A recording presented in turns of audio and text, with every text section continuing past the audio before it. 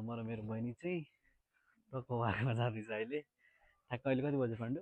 घडी हेर्दा 9 हो। हामी चाहिँ जाँदैछु। रमाइलो इज जस्ट फर मेमोरी है फेरि यो चाहिँ। हामी चाहिँ पछि हेर्नलाई मेरो छोराछोरी यसको भदाभदिनीले मेरो भान्जीले हेरोस् भनेर है। पाण्डु एउटा गीत गाइदियो त। सुन रही हूँ सुध बुध खो के हुई मैं कहानी, पूरी कहानी है क्या किसे है पता। बहिनीले पनि दामी गाउँछ है। यसलाई सिङ्गर बन भनेको नभन्नु भनेर हो क्या।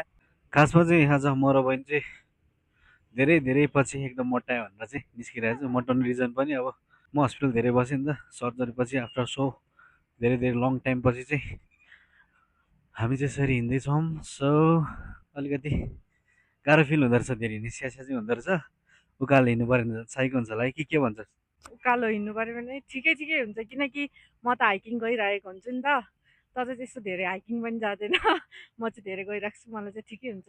त हाइकिङ गयो भने के गर्नु, कहिले घट्दैन। तर मलाई चाहिँ सबभन्दा रमाइलो कुरा लागेको भनेको चाहिँ यो कन्टेन्ट बनाएको सोध्छ होला मान्छेले, अब जे सोचे पनि ठिक छ। म र मेरो बहिनीको एकदम राम्रो मेमोरी पनि हुन्छ यो।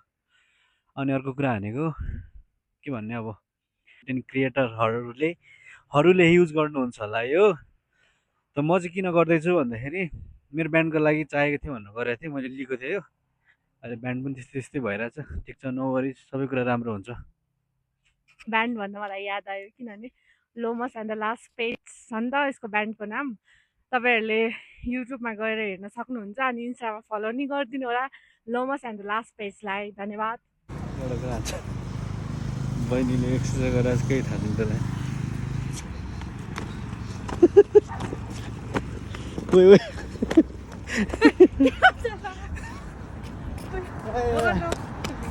दामी दामी।